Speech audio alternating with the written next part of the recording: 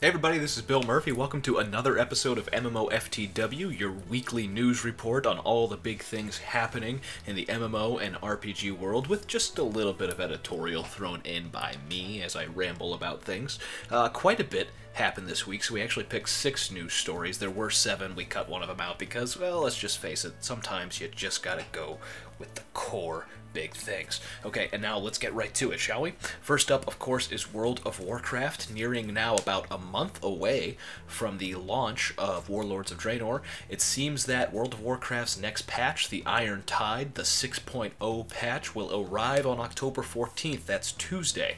Now, the 6.0.2 patch has continues all the story and starts leading up to the Warlords of Draenor expansion, and also has, I believe, the new models and all that kind of cool stuff coming with it. So finally, all the updated stuff will be there. We'll have class and skill updates, quality of life improvements such as the toy box, the dedicated bags, and you'll have a favorite mounts list so you can, randomly summon a favorite mount. It's all going to be really cool, so keep your eyes open.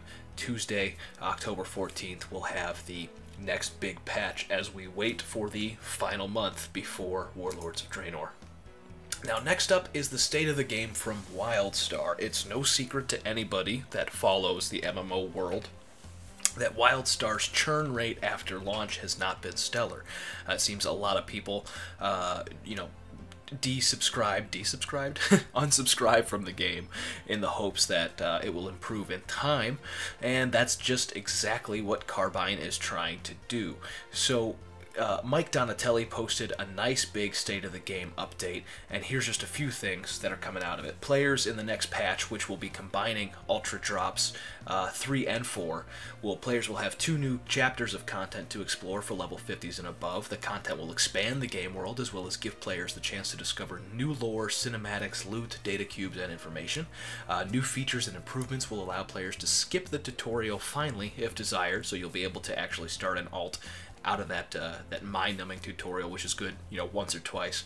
And we'll see the lowest level content edited to provide more quality of life improvements for new players. Mount rental stations will be added, as well as adding more rune crafting stations to the starter zones. The entire rune crafting system will be updated with a new UI to make things more clear. Die costs are being reduced so you can take advantage of dies without feeling like you're going broke. And the team has been hard at work on bug fixes and performance improvements. That's right, your ATI guys or AMD guys will finally be able to see some frames jump up as you're playing with your AMD cards, and a whole bunch more. It seems like the next patch that's coming in November, along with the Mega Server system, should really improve the quality of life for players of WildStar, and hopefully, if they're smart, the Carbine guys will start a free return, free trial type system to get people to check out the game and see what it's like when the servers are actually bustling. Because I'll admit, around launch time, it was a lot of fun. It was when the server started to die off and there was nobody on my server to play with and queue times were taking forever that it just started to feel lifeless, and that's kind of the way any MMO goes when there's nobody playing it. Next up are the Rogue and Ninja classes for Final Fantasy XIV. As part of the ongoing preview of the 2.4 update, Square Enix gave us a fresh look at the new job and new class that are going to be included in that patch.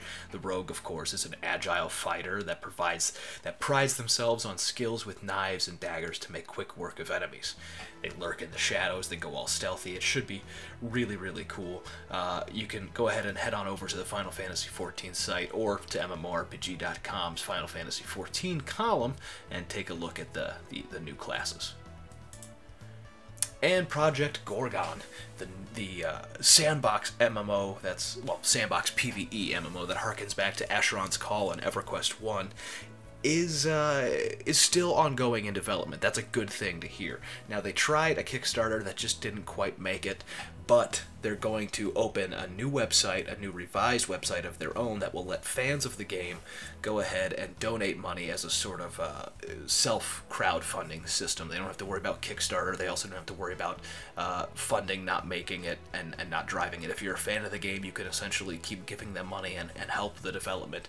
I finally played it myself this past past week, and to be perfectly honest, it's actually really good. This is such a small team, and it's definitely, you know, not the most polished game visually, but it gives you that feeling of exploration and the ability to sort of do anything and be anything and not have to necessarily be on your own simple path that EverQuest and Asheron's Call once did. You know, you don't see exclamation points everywhere. Everything you do actually provides skill ups. You can butcher things. You can bury corpses and actually raises a burying corpse skill. You actually have a skill for death, because death is important in the game. If you die, you're going to level up your death skill, but that's a whole other subject. If you want to read more about Project Gorgon, be sure to check out MMORPG.com and watch the video by Hive Leader. It's a gem, so keep an eye on this one. And in some Star Wars The Old Republic news, with the upcoming expansion, we're going to see the discipline system replace the skill trees system. According to the Star Wars The Old Republic site, there's a developer blog that explains it all, and I'll kind of just read off of that because they can do it a lot better than I can. So from a player's perspective, interacting with the discipline system is easy. The goal is to design an elegant system that brings forward class identity without sacrificing the challenge of mastering your role in the process. So they combine the interface and process of taking an advanced class and discipline all into a series of linked panels that you access in much the same way you previously accessed the skill tree. Once you're level 10, you can simply open up that interface and are presented with the options for each advanced class available to you.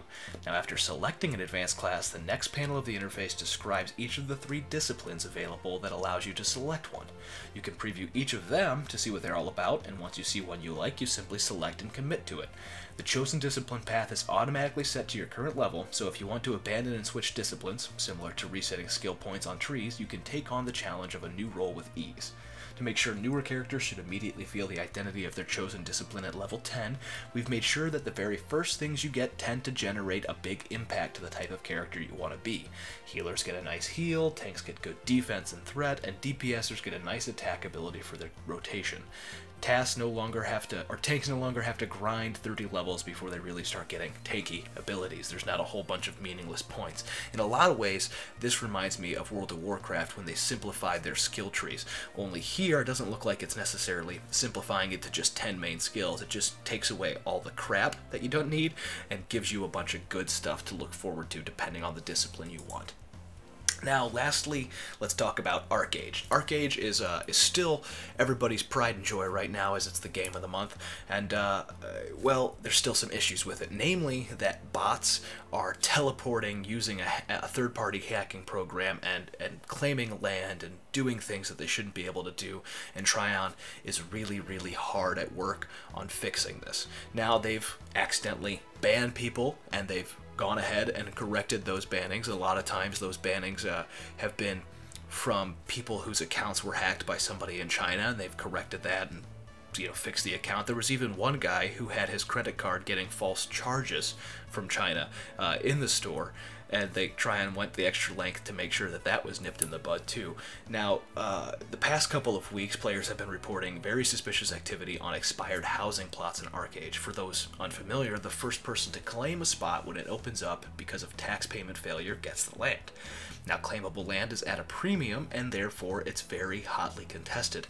Making things worse, some unscrupulous people are using this third-party program to sort of teleport, and it looks and it scans and it tries to see any places that are open from the third-party out of the game thing. So it's not like they have to actually look at the game and go scope these places out. You can see these little triggers that pop up and out, and then they force the client into thinking it was actually collect and claim it. They don't even actually have to have a character in the game there. They just have the account kind of logged in, scanning, and click, boom, there it is. No questions asked.